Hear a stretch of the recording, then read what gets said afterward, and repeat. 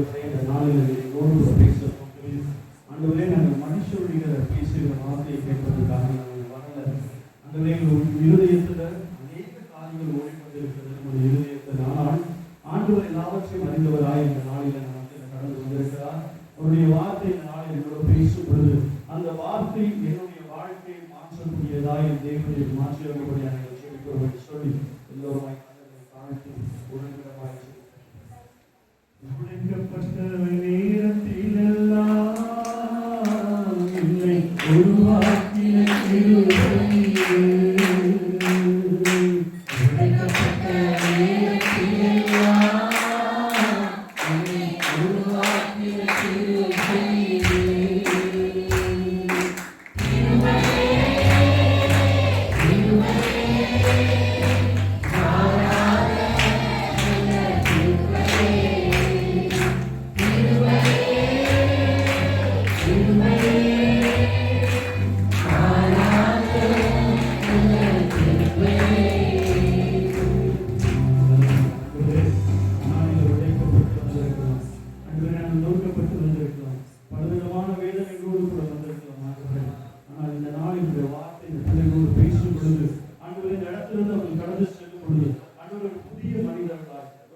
சமாதானத்தோடு சந்தோஷத்தோடு கூட அவர்கள் கடந்து செல்ல என் தேவன் கிருபை அருளும்படியாக சொல்கிறோம். ஆண்டவரே பேசுகிற வெளியை மறைத்து தேவனுடைய வார்த்தை வெளிப்படும்படியாக இயேசுவின் நாமத்தில் சொல்கிறோம். இந்த நாளிலும் கூட நான் மத்தியில் பேச வேண்டிய ஒரு காரியம் என்னவென்று நான் யோசித்து நான் ப்ரிப்பேர் பண்ணும் பொழுது ஆண்டவர் என்னோடு கூட சில காரியங்களை குறித்து, அதாவது parable of the sower, அதாவது விதைப்பவரின் ஊமைகளை பற்றி இந்த நாளில் வார்த்தைகள் அநேக முறைகள் நம்ம கேட்டிருக்கிறோம்.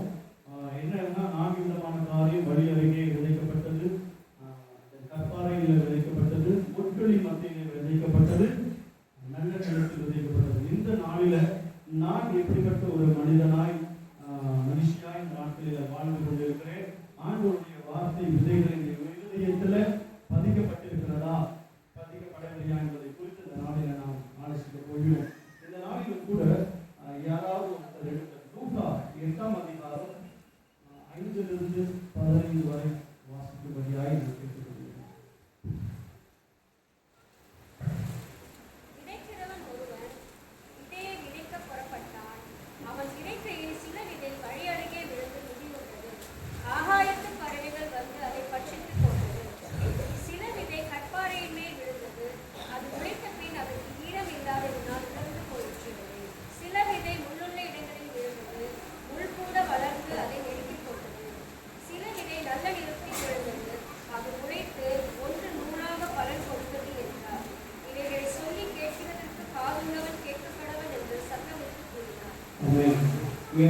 பாத்தீங்கன்னா ஆண்டவர் அந்த ஓமைகளை சொல்லி முடித்ததுக்கு அப்புறமா ஒரு வார்த்தை சொல்லுகிறார்: காது உள்ளவன் கேட்க கடவன். அப்ப காது இல்லாதவர்கள் கேட்கக்கூடாது என்பதுதான் அர்த்தம். என்னென்று சொன்னால், அப்ப ஆண்டவர் இந்த காரியத்தை பேசிட்டு அவர் முடித்த பின்பதாய் சீஷர்கள் என்ன பண்றாங்கன்னா, இயேசுப்பா பக்கத்துல வந்து அமர்ந்து, ஆண்டவரே, ஏன் நீங்க இந்த மக்களிடம் பேசும் பொழுது ஊமையோடு கூட பேசுகிறீர்கள் என்று ஒரு கேள்வி எழுப்பினாங்க. அப்ப அவங்களுக்கு புரியல, ஏன் இயேசுப்பா டைரக்டா பேசுறாங்க, ஏன் ஊமையோடு பேசுகிறார்கள் என்று சொல்லும் பொழுது ஆண்டவர் அந்த நேரத்தில் அவங்களுக்கு என்ன பண்றாரு, ஒரு தெளிவை கொண்டு வருகிறார். அந்த தெளிவு என்னவென்று சொன்னால், நான் ஏன் ஊமையோடு பேசினேன் என்று சொன்னால், இது புரிகிறவர்களுக்கு மாத்திரம்தான் புரிய வேண்டும், புரியாதவர்களுக்கு அது என்ன பண்ணக்கூடாது, புரியவே தெரியுமா? இப்ப நான் காரியத்தை சொல்றேன்னா, இப்ப ஒரு ஸ்கூல்ல ஒரு கிளாஸ் நடத்துறாங்க. அப்ப அந்த கிளாஸ்ல பார்த்தா ஒரு 35 பேர் இருப்பாங்க. அந்த 35 பேர்ல எல்லாருமே ஃபர்ஸ்ட் ரேங்க் எடுக்க முடியாது, கரெக்ட்டுங்களா? அதுல ஒரு 5 பேர் தான் என்ன பண்ணுவாங்க, கிளாஸ்ல டாப் பீப்புளா இருப்பாங்க. மீதி கொஞ்சம் பேர் என்ன பண்ணுவாங்க, ஒரு ஆவரேஜ் ஸ்டூடெண்ட்ஸா இருப்பாங்க. ஆனா மீதி ஒரு 30-20 என்ன பண்ணுவாங்க, அவங்க எல்லாம் நாங்க ஸ்கூல்ல படிக்கும் போது எங்க மாஸ்டர்ல என்ன பண்ணாங்க, நாங்க 10th ஸ்டாண்டர்ட் படிக்கும் போது அவங்க எல்லாம் சொல்லுவாங்க, பாஸ் பண்றவங்க என்ன பண்ணிட்டாரு, ஃபர்ஸ்ட் எக்ஸாம் முடிச்ச உடனே ரைட் ஹேண்ட் சைடுல போட்டாரு, இந்த ஃபெயில் ஆன பசங்க லெஃப்ட்ல போட்டாரு. அத நானும் வந்ததுதான் உட்கார்ந்து என்ன சொல்றாரு, பாஸ் பண்ணவங்க எல்லாம் இவங்க பெரிய டாக்டர்ஸ் ஆயிடுவாங்க, இவங்க பெரிய இன்ஜினியர்ஸ் ஆயிடுவாங்க. இது எல்லாம் புட்ட கேஸ் எங்களெல்லாம் பார்த்து இதெல்லாம் ஸ்கிராச்சஸ், இதெல்லாம் ரிச்சா ஓட்டும், எங்களெல்லாம் பார்த்து சொல்றாரு, இதெல்லாம் ரிச்சா ஓட்டும், இதெல்லாம் ஒன்றுக்கு உதவாது, தெருவில் செருப்பு தைச்சிட்டு இருக்கும். அதாவது என்னன்னா, அவருடைய வார்த்தை அந்த நாளில் எங்களுக்கு வேதனையா, அந்த பாஸ் பண்ண பசங்க எங்களை பார்த்து சிரிச்சுட்டு இருப்பாங்க. இருடா லட்சுமி மட்டும் என்ன பண்றோம் பாருன்னு சொல்லிட்டு வேதனையோடு கூட நாங்கள் அமர்ந்திருப்போம். ஆனால் அதோட பெரிய அர்த்தம் வந்து இருக்கிறது. அந்த காரியத்தை தான் ஆண்டவர் அந்த நேரத்துல நமக்கு நினைவூட்டுகிறவராக இருக்கிறார்.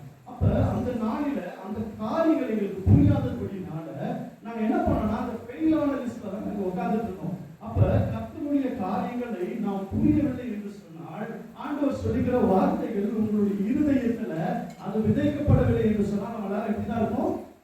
Average student. நான் சர்ச்சுக்கு போறேன், வசனத்தை கேட்கிறேன், அதுக்கப்புறமா என்னுடைய வாழ்க்கையில் என் ஜீவியத்தை நான் நடத்தி கொண்டே போயிருக்கேன். நான் என்ன பண்ண முடியாது? கடைசி வரைக்கும் என்ன பண்ண முடியாது? நான் தேவனுடைய சன்னிதானத்தில் வந்து அமர முடியாது. இன்னைக்கு அனைவருடைய வாழ்க்கையில வசனங்களை கேட்கிறோம். நம்ம சபை தொடங்கி எத்தனை ஆண்டு ஆனது யாருக்கும் தெரியுமா? நம்ம சபை தொடங்கி எத்தனை வருஷம் ஆயிருக்கு? யாராவது சொல்ல முடியுமா? 26 வருடங்கள். 26 வருஷமாய் 40 வருஷம் தானே.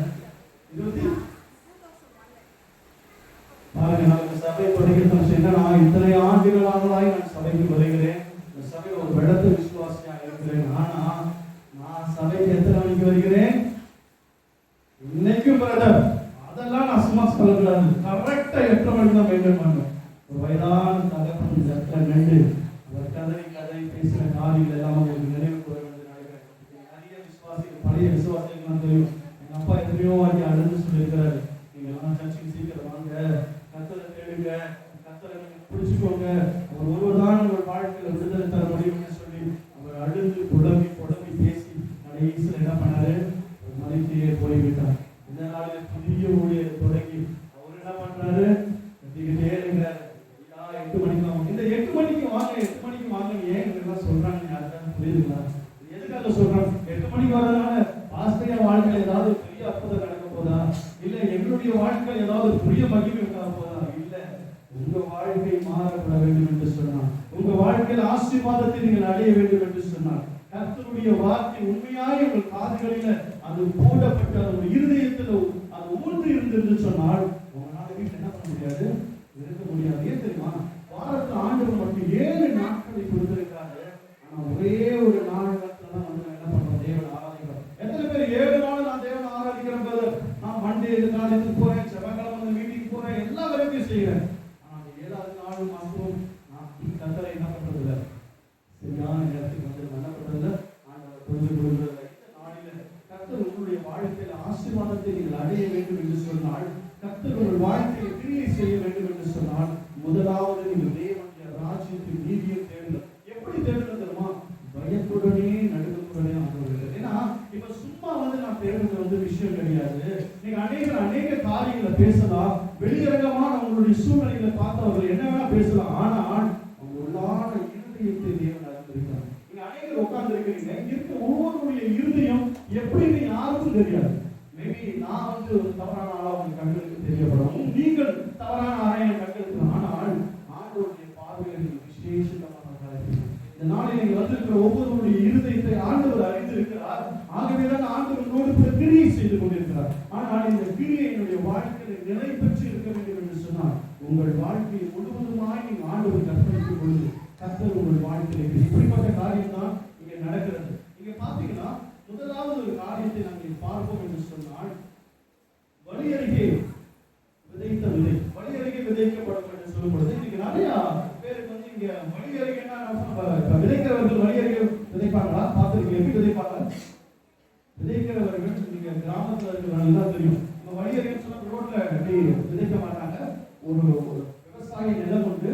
அந்த விவசாய நிலத்துல பாத்தீங்கன்னா அந்த நான் பார்த்துருக்கிறேன், எங்க அப்பாவுடைய கிராமத்துல பார்த்துருக்கோம். அந்த விதைக்கிறவர்கள் என்ன பண்ணாங்கன்னா அவங்களுடைய இந்த சிச்சுவேஷன் பார்த்தீங்கன்னா அந்த ஸ்ட்ரைட்டா போவாங்க, விதைப்பாங்க, அப்படியே தூக்கிட்டே போவாங்க. தூக்கிட்டே போயிட்டு திருப்பி இந்த பக்கம் வருவாங்க, அப்புறம் திருப்பி இது பண்ணி. நீங்க பாத்தீங்கன்னா விதைச்சு முடிச்சு ஒரே வாரத்துல நீங்க பாத்தீங்கன்னா அந்த நாத்து எவ்வளவு அழகா அப்படி வரிசையா வந்து பார்த்துருக்கீங்களா? அது நேர்த்தியாய் அவர்கள் பண்ணுவாங்க. அவங்க என்ன இன்ஜினியரிங் ஸ்டூடெண்ட்ஸ் அவங்க கிடையாது. இன்னைக்கு நிறைய டெக்னாலஜி எல்லாம் வந்துருச்சு. ஆனா அந்த நாட்கள் இன்ஜினியரிங் கிடையாது. அப்ப இந்த விதைக்கப்படுகிறது வழியறின்னு சொல்லும் பொழுது அந்த வரப்பு போடுவாங்க. ஒவ்வொரு கிராமங்களில ஒரு வரப்பு இருக்கும். அந்த வரப்பு மேல என்ன பண்ணுவாங்க? அவங்க தெளிக்கும் போது அந்த விதைகள் என்ன பண்ணும்? அந்த வரப்பு மேல தான் விழுகிற அந்த விதைகளை என்ன பண்ணும்? ஆகாயத்து பறவைகள் வந்து இமீடியட்டா என்ன பண்ணும்? கொத்திட்டு போயிடும். இதுதான் தான் நம்மளுடைய வாழ்க்கையும் ஆண்டவர் நடக்குது. யாராவது ஒருவர் லூக்கா 8:5 8:12 இதை வாசிக்கணும். லூக்கா 8:5.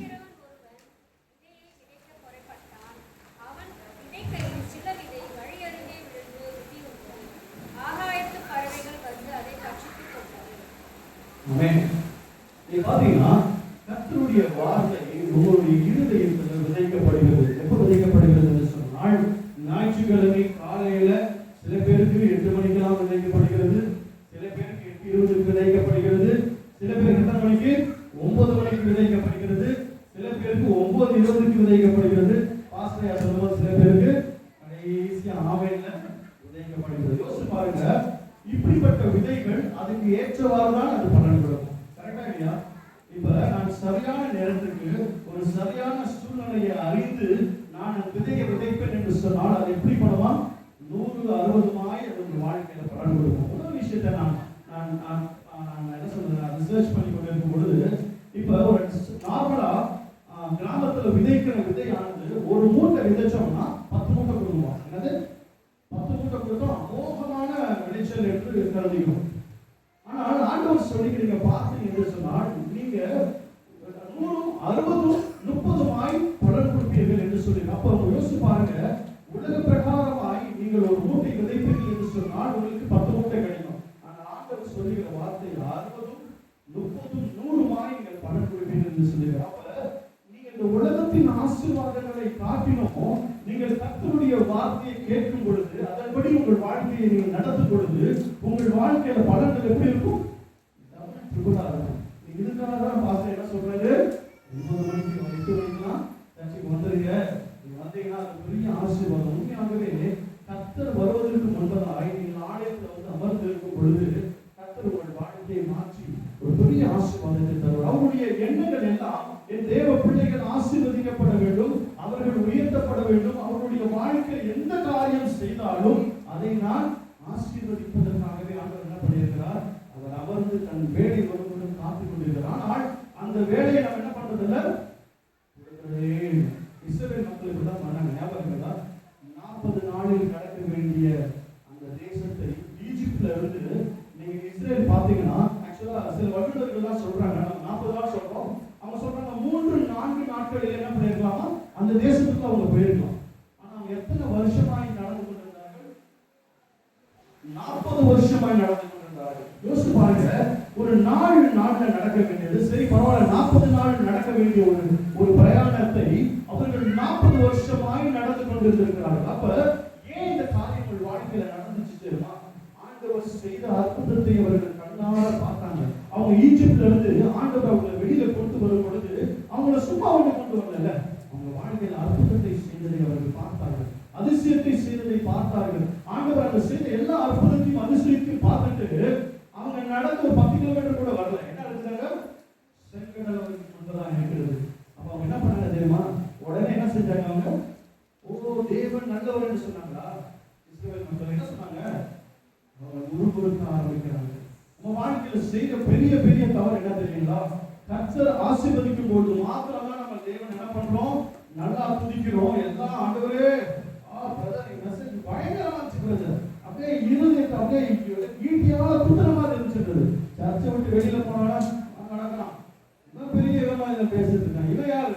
தேவனுடைய வார்த்தை ஒரு இருதயத்தில் உண்மையாய் கிரியை செய்யும் பொழுது நீ ஒரு நாளும் தேவனை மறந்தடிக்க மாட்டாங்க. என்ன பிரச்சனைகள் வந்தாலும், என்ன நிந்தைகள் வந்தாலும், என் வாழ்க்கையில மரண சூழ்நிலைகள் வந்தாலும் சரி, ஆண்டவரே நீர் என்னை செயல்பட வைத்திருக்கின்ற நம்பிக்கை விசுவாசம் உங்களுக்குள்ள இருக்கும் என்று சொன்னால், செங்கடலை போன்ற பெரிய ஆபத்துகளையும் உங்களால் என்ன பண்ண முடியும், எதிர்கொண்டு போக முடியும். அப்படிதான் அந்த நாளில் நடந்தது. அந்த செங்கடலை பார்த்த உடனே என்ன பண்றாங்க இவங்க எல்லாரும், ஐயோ மாட்டிக்கிட்டோமே, இந்த கிழக்கு பைய பேச்சை கேட்டு வந்து நாங்க என்ன பண்ண போறோம், இப்ப பின்னாடி யாரு வந்துட்டு வரான், அவன் ஈஜிப்ட்ல இருந்து ஆச்சு பின்னாடி என்ன பண்றான், வரட்டிட்டு வரானே, முன்னாடி தண்ணி இருக்கு, நான் போக முடியாதுன்னு சொல்லி பயந்த ஒரு சூழல் எல்லாமே கர்த்தர் ஒரு அற்புதத்தை செய்கிறார். உங்க வாழ்க்கையில நீங்களும் இப்படிப்பட்ட சூழ்நிலைகள் ஒரு வாழ்க்கையில வரும் பொழுது, எல்லா பக்கத்துலையும் நீங்க நெருக்கப்படும் பொழுது, ஆண்டவரே எனக்கு வழியே இல்லை, நான் என்ன செய்வது என்று தெரியல, நீங்க திகைத்து இருக்கும் பொழுது பெரிய ஆசீர்வாதத்தை தருவார். எப்போது தெரியுமா? உங்கள் நிலையானது விதைத்து உண்மையாகவே அதை உள்ளத்தில் கிரியை செய்யும் என்று சொன்னால் நீங்க சிங்கத்தை போல தைரியமா இருப்பீங்க. வாழ்க்கையில் என்ன பிரச்சனைகள் வந்தாலும் சரி, ஆண்டவரே நான் இந்த பிரச்சனையை நான் ஜெயித்து வருவேன் ஆண்டவரே, என்ன நடந்தாலும் என் வாழ்க்கை நான் போராடி ஜெயிப்பேன் என்று சொல்கிறேன். ஜெயமான அந்த நம்பிக்கையின் விசுவாசம் உங்களுக்குள்ள வரும். இந்த நாளில் கர்த்தர் அப்படிதான் இந்த வார்த்தை 8:12 யாராவது வாசிங்க. லூக்கா 8:12.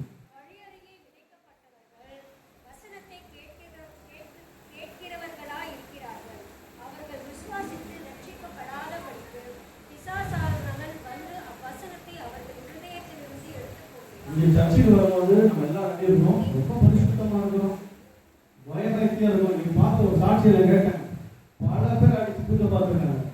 யாரு? நம்ம பவித்ரா சிஸ்டர்.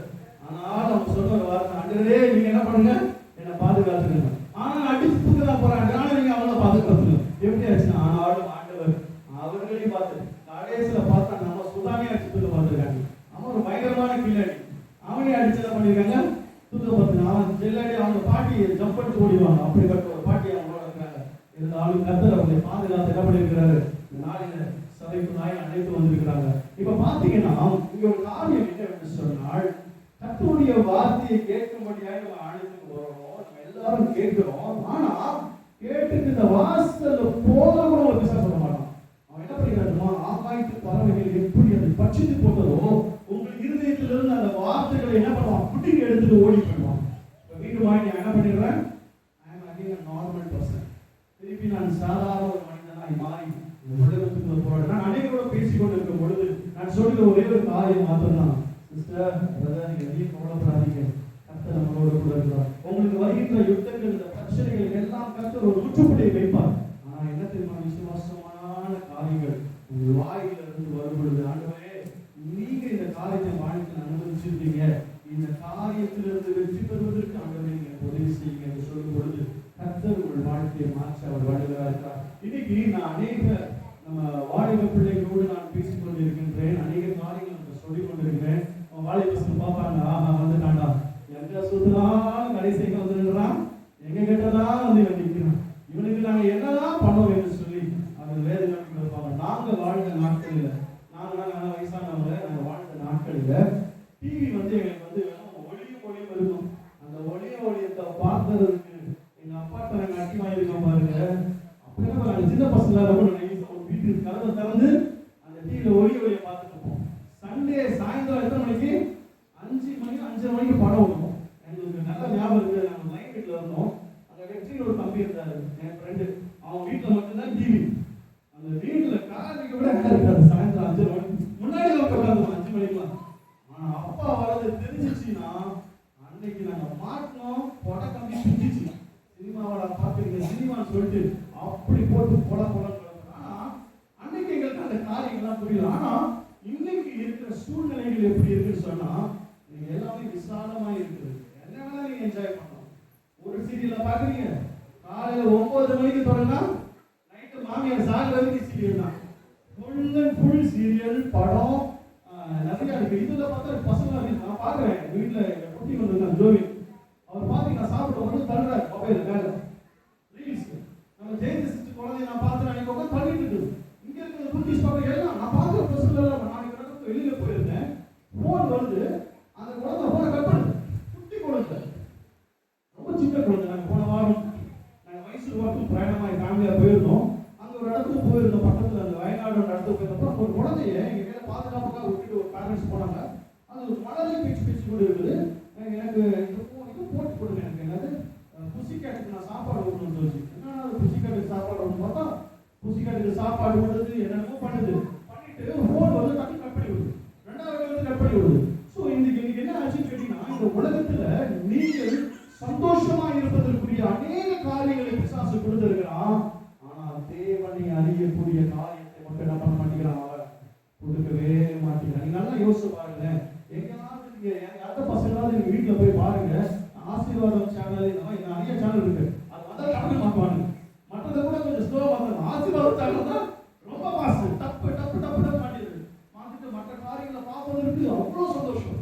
இது எதை காட்டுகிறது என்று சொன்னால், நீங்க பாருங்க, தப்பான ஒன்றும் சொல்லவில்லை. ஏன்னா இந்த உலகம் முழுவதும் பாவமா நடக்குது. ஆனால் இந்த பாவமான உலகத்தில் நான் எப்படி பாதுகாப்பாய் நடக்கிறேன் என்பதுதான் முக்கியம். இது எவ்வளவுக்கு எவ்வளவு நீங்க அளவாய் பயன்படுத்துகிறீர்களோ அது உங்கள் வாழ்க்கையை மாற்றும். பிசாசு இந்த நாட்களிலே வழியருகே போடப்படுகிற விதைகளை போய் இந்த நாளில் விசுவாசிகளுடைய இருதயத்துல வாரம் வாரம் கர்த்தருடைய வார்த்தைகளை நாங்கள் பேசி உங்களுடைய இருதயத்துல விதைக்க ட்ரை பண்ணாம என்ன பண்றான், அது உங்க இருதயத்துல ஊன்றிச்சுன்னு சொன்னேன், அவ்வளவுதான் மரமாய் முளைத்து கனிகளை கொடுக்க ஆரம்பித்துவிடும். அந்த சூழ்நிலையை அவன் விடக்கூடாது என்று சொல்லி உங்க இருதயத்திலிருந்து அதை பிடுங்கி எடுத்து அவன் என்ன பண்ணிக்கிறான், அவங்களை மீண்டுமாய் வெறுமையான இருதயத்தோடு கூட அந்த சபையில அனுப்பிக்கிறான். இந்த நாளில் கர்த்தரை தேடும்படியாய் வந்திருக்கிற நம்முடைய வாழ்க்கையில கர்த்தர் என் வாழ்க்கையை மாற்றக்கூடியவர், அவர் ஒருவரால் மாத்திரம்தான் என் வாழ்க்கையில விடுதலை உண்டாகும் என்கின்ற நம்பிக்கை விசுவாசம் உங்கள் இருதயத்தில் விதைக்கப்படும் பொழுது முழு ஆசீர்வாதத்தையும் உங்கள் வாழ்க்கையில பெற்றுக் கொள்ள முடியும். அடுத்தபடியான காரியத்தை நாம் வாசிப்போம். கற்பாறை. அடுத்ததான கற்பாறை. நிறைய கற்பாறைகள் எல்லாம் அமர்ந்திருக்கிறோம்.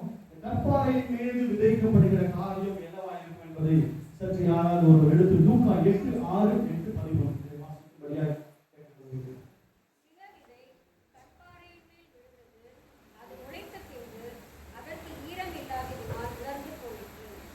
ஆமென். 8:13 வாசிங்க. கற்பாறையின் மேல் விதைக்கப்பட்டவர்கள் கேட்கும்போது சந்தோஷத்துடனே வசனத்தை ஏற்றுக்கொள்கிறார்கள். ஆயினும் தங்களுக்குள்ளே வேர் கொள்ளாதபடியினாலே கொஞ்ச காலம் மாத்திரம் விசுவாசித்து சோதனை காலத்தில் பின்வாங்கி போகிறார்கள். ஆமென். இது நடக்குதா இல்லையா நம்மளுடைய வாழ்க்கையில? கர்த்தருடைய வார்த்தை வசனங்கள் எல்லாம் ரொம்ப அருமையா என் இருதயத்துல நல்லா ஸ்ட்ராங்கா பதிஞ்சிருக்கு பிரதர். சும்மா சொல்லக்கூடாது. மாஸ்டர் கொடுத்த மெசேஜ் அப்படியே இருதயத்துல அப்படியே என்ன சொல்றது, ஒட்டுக்கமாக எனக்கு பிடிச்சிருக்கு பிரதர். ஆனா உண்மையாகவே எனக்கு இந்த நாளில ஒரு பயங்கரமான ஒரு ஆசீர்வாதத்தோடு கடந்து செல்கிறேன் பிரதர் சொல்லிட்டு என்ன பண்ணுவாங்க, அதை விட்டு கடந்து போவாங்க. ஆனா சின்ன ஒரு பிரச்சனை வீட்டுல போன ஒருத்தர் பிசாசு யார் பண்ணா, ஹஸ்பண்ட் கொடுத்து உட்காந்துருப்பாரு, வாடி வா சர்ச்சைக்கா போயிட்டு வர உள்ள போனவங்க அவர் என்ன பண்ணுவாரு, ஒரு பெரிய பிரச்சனையை நமக்காக வச்சிருப்பாரு. இல்லைன்னு வச்சுக்கோங்களேன், இந்த பிள்ளைகள் மூலியமா தான் நீங்க அநேக பிரச்சனையே நடக்குது. அநேக குடும்பங்களில பிரச்சனையை யாருன்னா பிள்ளைகள் சும்மாவே இருக்க மாட்டாங்க.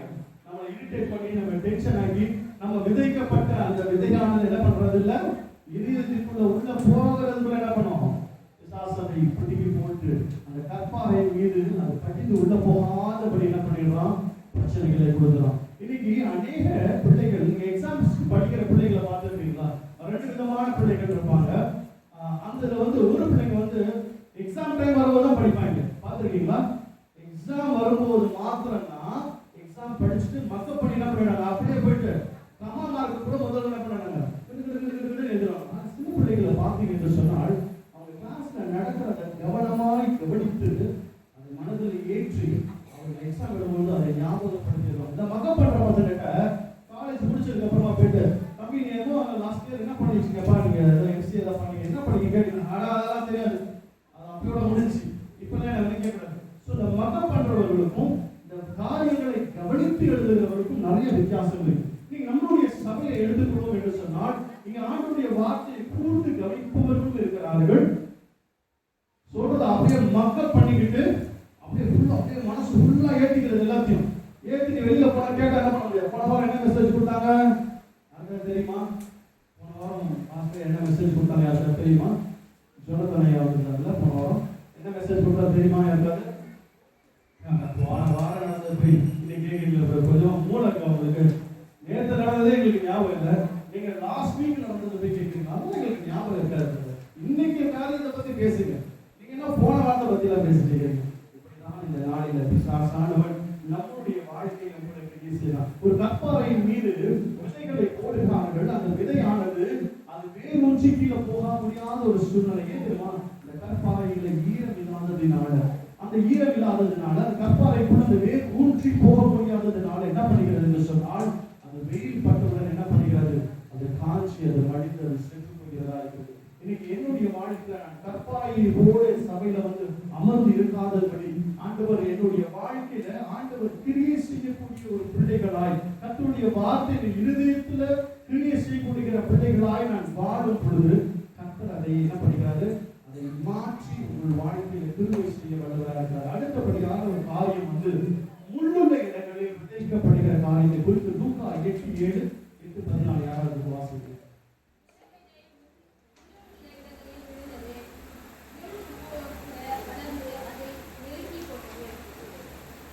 8:14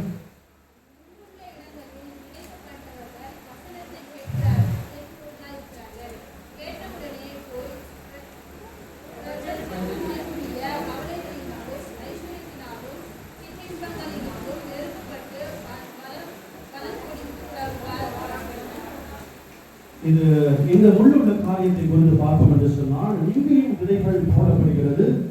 இங்க அந்த செடி நல்லா வருது. நீங்க அகைன் கிராமத்தின் காரியத்தை குறித்து பேசும் என்று சொன்னால், இந்த நெற்கள் எல்லாம் பயிர்கள் எல்லாம் விதைத்தவுடன் இந்த பயிர்களை விட வேகமாய் வளர்வது எதுவும் தெரியுமா? நான் ஒரு படத்தை பார்த்தேன். இஸ்ரேல் தேசத்துல ஒரு பயிர்களை போட்டு இருக்கிறார்கள். ஆனால் அந்த களைகள் சொல்லுவாங்க பார்த்தீங்களா, அந்த பயிர்களை காட்டிலும் இந்த களைகள் எவ்வளவு வேகமாய் வளர்ந்து இந்த பயிரை அமிழ்த்தும்படியாக அந்த களைகள் என்ன பண்ணுகிறது, வளர்ந்து விடுகிறதாம். இன்று நம்மளுடைய வாழ்க்கையில இதை ஒப்பிட்டு பார்க்கும் பொழுது நம்ம சபைகள ஆண்டோடைய வசனத்தை போடுகிறார்கள், ஆண்டோடைய வசனத்தை நாம் கேட்கிறோம். ஆனால் இந்த உலகத்துக்குள்ள இருக்கிற காரியங்கள், இந்த பாவமான காரியங்கள், இந்த சிற்றின்பங்கள், இந்த உலகத்தின் காரியம் எல்லாம் என்ன பண்ணுகிறது என்று சொன்னால், நம்மை விட வேகமாய் வளர்ந்து அது என்ன பண்ணுகிறது, உங்களுடைய விசுவாசத்தை விழித்துக் கொள்கிறதாய் காணப்படுகிறது. அப்ப என்னுடைய வேர் ஸ்ட்ராங்கா இல்லைன்னு சொன்னா, என் வேர் சரியான சூழ்நிலையில வளர்க்கப்படவில்லை என்று சொன்னால், என்னுடைய வேர்களுக்கு பக்கதாக கிடைக்கப்பட்ட அந்த களைகளை நான் பிடிக்க எறியவில்லை என்று சொன்னால், அதை என்ன பண்ணிடும், பக்கத்துல இருக்கவங்களே தான் உங்களுக்கு கலைகளா இருப்பார்கள். நீங்க நிறைய பேர் பாத்தீங்கன்னா நல்லா தான் வருவாங்க சர்ச்சுக்கு. இந்த பக்கத்துல சில கலைகள்லாம் இருக்கு பார்த்தீங்களா, சும்மாவே இருக்காது கலைகள்லாம். உங்களுக்கு தெரியுமா கதை என்ன நடந்துச்சு தெரியுமா? இப்படியா பேசி உங்களுடைய விசுவாசத்தை மாத்திரமல்ல, தேவையற்ற அதாவது ஆண்டுடைய வசனம் சொல்லியிருக்கிறது, இந்த சபையை ஒருவன் என் சபையை கெடுத்தால் நான் அவனை என்ன பண்ணுவேன், எடுத்து போடுவேன். இன்னைக்கு அநேகருடைய சபைகளில சபை உடைவதற்கு ஒரு முக்கிய காரணம் என்ன தெரியுமா? நம்மளுடைய தேவையில்லாத பேச்சுகள் தான் சபையுடைய ஆசீர்வாதத்தையும் தடுத்து நிறுத்துகிறோம். நீங்க அநேகர் பேசுகிற வார்த்தை, ஒருத்தரை பற்றி பேசுகிற வார்த்தை, அவர்களை குத்தி பேசுகிற வார்த்தை அவர்கள் கேட்கும் பொழுது அவர்கள் இருதயம் உடைந்து அவர்கள் அழுது செபிக்கும் பொழுது அது அவருடைய குடும்பத்துக்கு சாபமாய் மாறிவிடும். தயவு செய்து மற்றவர்களை பேசுவதை நாம் நிறுத்திவிட்டு கர்த்தருடைய வார்த்தையை மற்றவர்களுக்கு பகிர்வதை நாம் செய்யும் பொழுது கர்த்தருடைய ஆசீர்வதிக்க வல்லவராகிறார். நீங்க அனைவருடைய வாழ்க்கையில இந்த கூடவே இருக்கிற இந்த முட்கள் தான் என்ன பண்ணுகிறது, உங்களை ஆவிக்குரிய ஜீவியத்தில் வளரக்கூடாதபடி உங்களை நெருங்கி போட்டு உங்களுடைய ஆவிக்குரிய வளர்ச்சியை என்ன பண்ணுகிறது, தடுத்து விடுகிறதாக இருக்கிறது. ஆகவே உங்களுடைய வாழ்க்கையில ஆசீர்வாதத்தை அடைய வேண்டும் என்று சொன்னால் வீணான காரியங்கள் காதுகளை என்ன பண்ணாதீங்க, செவி சாய்க்காதீர்கள். வீணான காரியத்தை பேசுகிற இடத்துல நீங்கள் இருக்காதீங்க. தேவனுடைய வார்த்தையை பேசுகிறதா அந்த மாத்து நீங்க பேசுங்க சிஸ்டர். தேவனுடைய வார்த்தையை மாத்து நம்ம தியானிக்கிறதா இருந்தால் நம்ம அதை பத்தி பேசுவோம். இந்த ஊரு கதை, உலக கதை, அவன் கதை, இவன் கதை என்ன பண்ணாதீங்க, கிட்ட பேசாதீங்க. தேவனுக்காக நான் வாழ வேண்டும் என்று நான் நினைக்கிறேன். என்ன காரியம் நடந்தது என்றெல்லாம் எனக்கு தெரியாது. தயவு செய்து கர்த்தருடைய காரியத்தை மாத்திரம் பேசிவிட்டு நான் கடந்து செல்ல ஆசைப்படுகிறேன் என்று சொல்லும் பொழுது என்ன ஆகும் தெரியுமா? இந்த முள்ளுல அது எத்தனை முள்ளு வந்து வளர்ந்து உங்களுக்கு மேலாய் வந்து உங்களை அமிழ்த்த ஆவிக்குரிய ஜீவத்தில் அமிழ்த்த நினைத்தாலும் கர்த்தர் அதை ஒருபோதும் அதை அனுமதிக்க மாட்டார். உங்க வாழ்க்கையில நான் வளர்ச்சியாக கிடைக்கிற வாழ்க்கையில நீங்க இந்த நாளில 2 திருமண கப்பிள்ஸ் முன்னாடி வந்தாங்க. இவருடைய வாழ்க்கையை தொடங்குகிறார்கள். இவர்கள் விதைக்கப்பட்டிருக்கிறார்கள். இவர்கள் விதைக்கப்பட்டு வளரும் பொழுது என்ன வரும், கூட போய் வரும், பெரிய முள்ளு வரும். அந்த முள்ளு சும்மாவே இருக்காது. உங்க ஹஸ்பண்ட் பத்தி தெரியுமா? அவருடைய ஹிஸ்டரி எல்லாம் தெரியுமா? உனக்கு தெரியாதுமா, நீ இப்பதான் வந்திருக்கிற. அவன் இப்படிப்பட்டவன், அவன் அப்படிப்பட்டவன், அவன் இதை செஞ்சான் அதை செஞ்ச, என்ன பண்ண முள்ளு சும்மா இல்லாம என்ன பண்ணப்படும், உங்கள் வாழ்க்கையை கெடுக்கும்படியாய் அவன் என்ன பண்ணுவான், அநேக பிரச்சனைகளை கொண்டு வரும். ஆனால் நீங்கள் செய்ய வேண்டிய காரியம் என்னவென்று சொன்னால் கர்த்தரை மாத்திரம் சாத்தினால் கர்த்தருடைய சித்தம் இல்லாமல் உங்கள் வாழ்க்கையில் எதுவுமே நடக்காது. ஆண்டவருடைய வார்த்தை சொல்லி தலையிலிருந்து ஒரு மொழி கீழே விழுந்து நான் விழுனாலும் அது தேவனுடைய சித்தத்தின் படிதான் விழும். அப்ப என் வாழ்க்கை ஒரு பிரச்சனை வருது என்று சொன்னால், என் வாழ்க்கையில் ஒரு சமாதான பிரச்சனை வருது என்று சொன்னால், ஏதோ ஒரு பிரச்சனையை பிசாசு என்ன பண்றான், என் வாழ்க்கையில கொண்டு வந்து என்னை விசுவாசத்திலிருந்து விட தள்ள பார்க்கிறான். ஆண்டவரே, நான் என்ன பண்ணக்கூடாது, அவனுக்கு இடம் கொடுக்க கூடாது. ஆண்டவரே, நீங்க என் வாழ்க்கையில இருக்கிறீங்க, நீங்க ஒரு நாளும் என்னை கைவிட மாட்டீங்க. ஆண்டவரே, நீங்க என்னை தாங்கி நடத்துறீங்க என்று சொல்லி விசுவாசமான வார்த்தைகளை நீங்கள் அறிக்கை செய்து நீங்கள் முன்னேறி செல்லும்போது அந்த களைகள் தானாகவே கீழே விழுந்து அது மடிந்து நாசமாய் போய்விடும். உங்கள் களைகள் தொழுத்து அது மேலோங்கி நின்று தேவனுடைய ஆசீர்வாதத்தை நீங்கள் பெற்றுக்கொள்வதாய் மாறுங்கள். இந்த நாளில கூட உங்கள் வாழ்க்கையில நடக்கிற எந்த பிரச்சனைகளா இருந்தாலும் சரி, எந்த போராட்டங்களா இருந்தாலும் சரி, இதற்கு எல்லாம் ஒரு முக்கிய காரணம் great man. The great man is always creating a problem in your life. உங்க வாழ்க்கையில பிரச்சனைகளை உருவாக்குவது மாத்திரம் தான் அவனுடைய என்ன பண்றது, பண்றது அவருடைய மெயின் தீம், அவருடைய மெயின் நோக்கம். நீங்க அநேகருடைய வாழ்க்கையில பயம். நான் அடிக்கடி சொல்லியிருக்கேன், நான் எப்படி அடிக்கடி நான் பேசுவேன், பயத்துக்கு நீங்க இடம் கொடுத்தா நீங்க பயமும் உங்க வாழ்க்கையில வந்துச்சுன்னு வச்சுக்கோங்களேன், அதுதான் அவனுடைய ரூட் காஸ். இந்த பிசாசுடைய ரூட் காசே வந்து பயம் தான். உங்களை பயம் மூழ்கிட்டான்னு வச்சுக்கோங்களேன், அவன் உள்ள வந்துட்டான் அர்த்தம். ஸோ உங்க வாழ்க்கையில என்ன சூழ்நிலை என்ன பண்ணாதீங்க, பயத்துக்கு இடம் கொடுக்காதீங்க. ஆண்டவர் என்னோட கூட இருக்கிறார். இந்த நாளை நம்ம சங்கீதம் 90 வாசித்தோம்.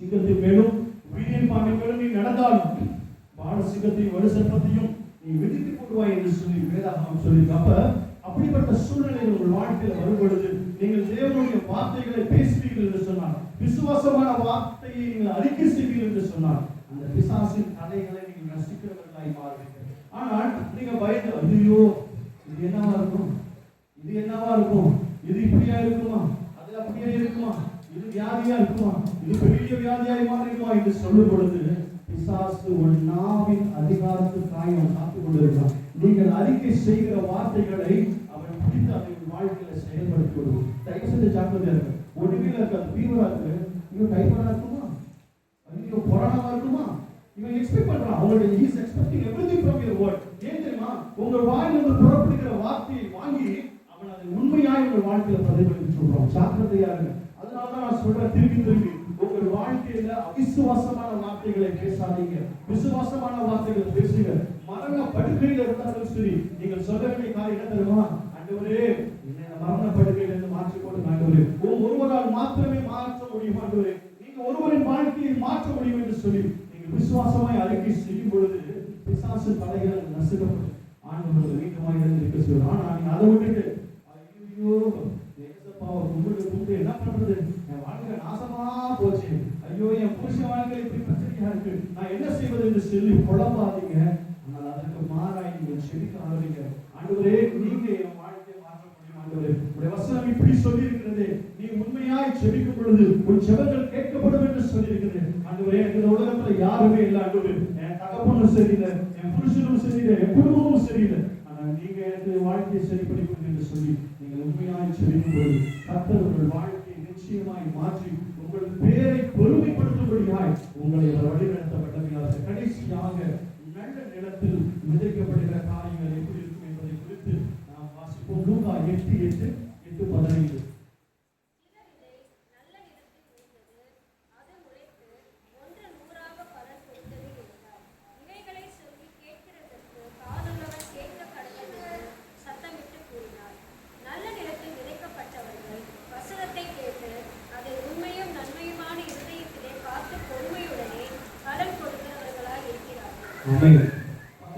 நல்ல நிலம் எப்படி இருக்குமா, உண்மையும் அது நன்மையும் உள்ள இருதயமாய் இருக்கும் என்று சொல்லி வேதாகமத்தில் சொல்லி இருக்கிறது.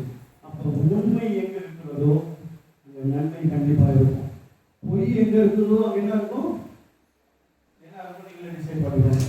உண்மையாய் உங்கள் வாழ்க்கையில் நீங்கள் இருக்கும் பொழுது, நல்ல நிலமாய் இருக்கும் பொழுது, அந்த நல்ல நிலத்தை அழகாய் உழுது நீங்க பார்த்துருப்பீங்க. நாங்க டிராவல் பண்ணும்போது பார்த்தோம், ஒரு இடத்துல செப்பன்ல அவ்வளவு அழகா நேர்த்தியான ஒரு கிராமத்துல அந்த இடத்தை பதம் பண்ணி வைத்திருந்தார்கள். அந்த பதம் பண்ண இடத்தை அவங்க விதைத்தார்கள் என்று சொன்னால் நிச்சயமாக அது 100, 60, 30 பலன் கொடுக்கும் என்பதில் எந்தவித சந்தேகமே இல்லை. இப்போ நான் ஒரு கம்பெனியில் ஜாயின் பண்றேன், நான் வந்து ஒரு நார்மல் எம்ப்ளாயியை ஜாயின் பண்றேன். ஜாயின் பண்ண உடனே எனக்கு எடுத்த உடனே மேனேஜர் போஸ்டிங் கொடுத்துருவாங்களா? நீங்க அநேக பிள்ளைகளுக்கு நான் சொல்லுவேன், நான் வேலைக்கு செய்த நாட்கள்லாம் எனக்கு வண்டி கிடையாது, நிறைய சாட்சிகளை சொல்லியிருக்கேன். எனக்கு நல்ல ஷூஸ் கிடையாது, நல்ல செருப்பு கிடையாது, நல்ல ட்ரெஸ்ஸு கிடையாது. ஆனால் பொறுமையோடு கூட நான் உண்மையாய் காத்திருந்ததுனால கர்த்தர் படிப்படியாய் உயர்த்தினான். எனக்கு எப்படி எனக்கு ஸ்டெப்ஸ் கிடைச்சதுன்னு எங்கள் அப்பா தான் வேலை வாங்கி தரல.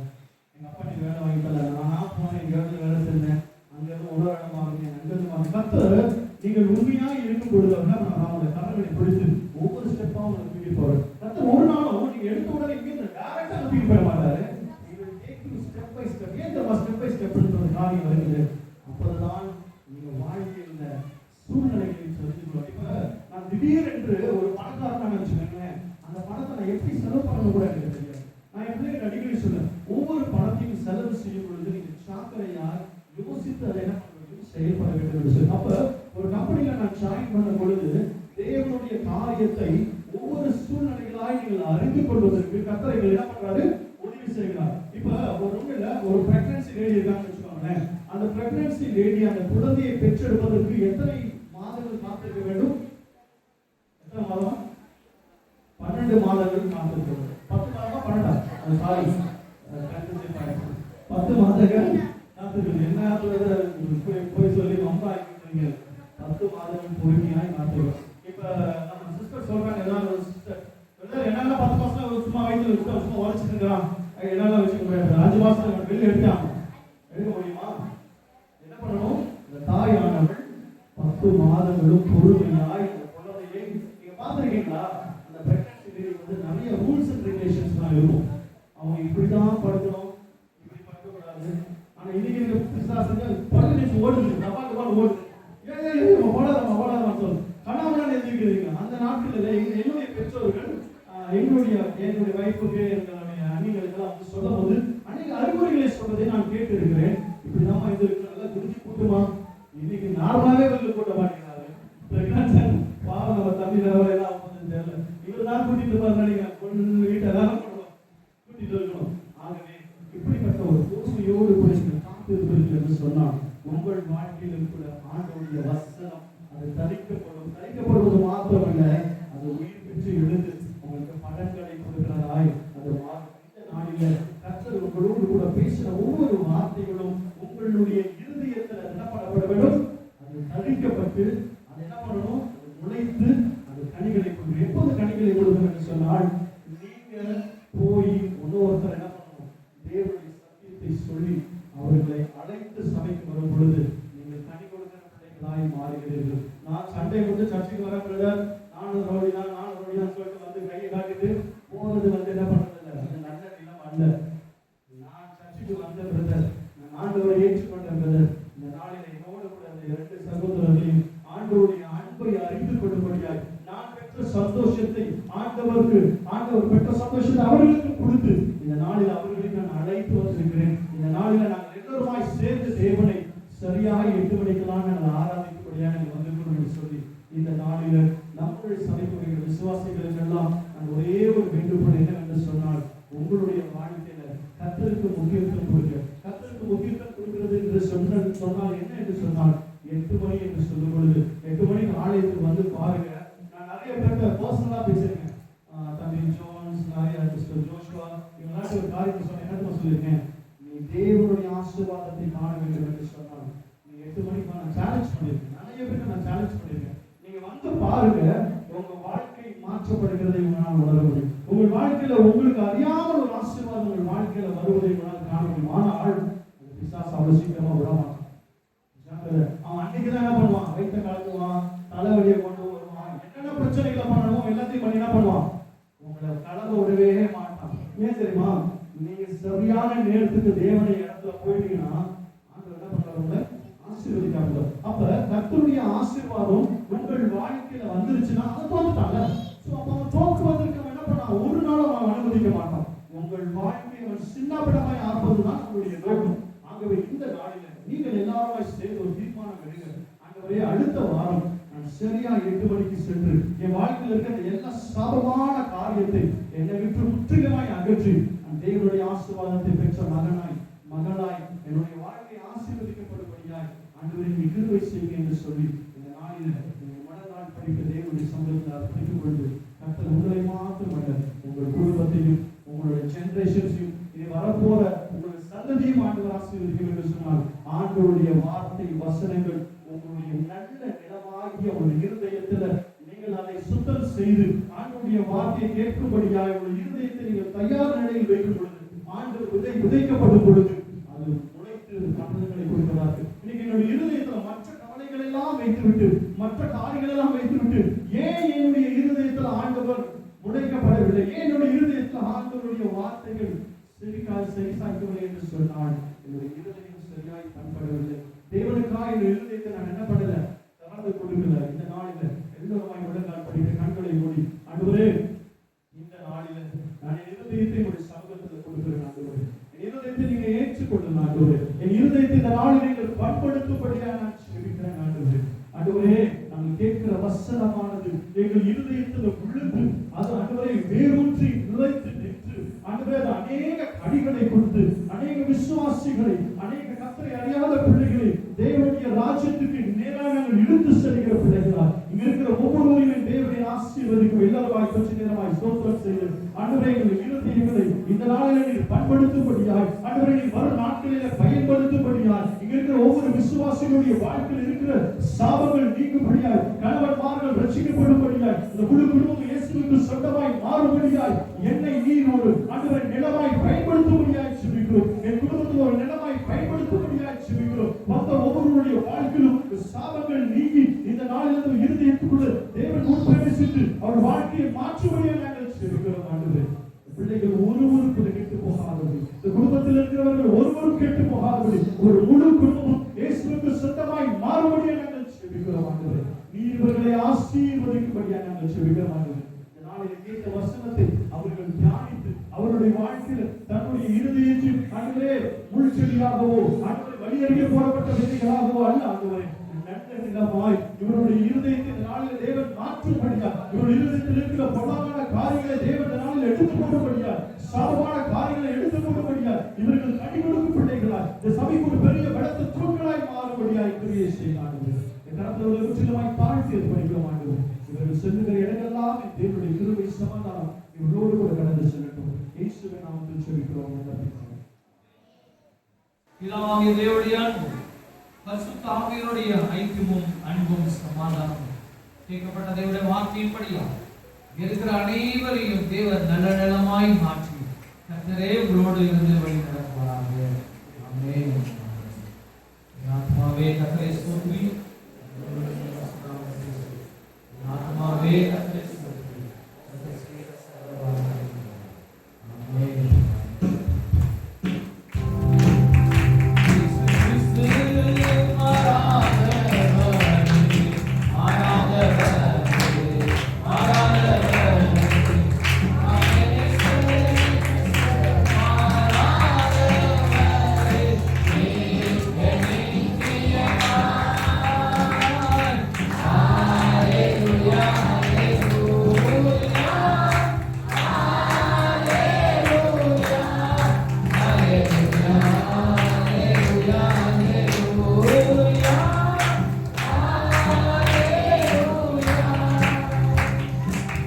Hallelujah.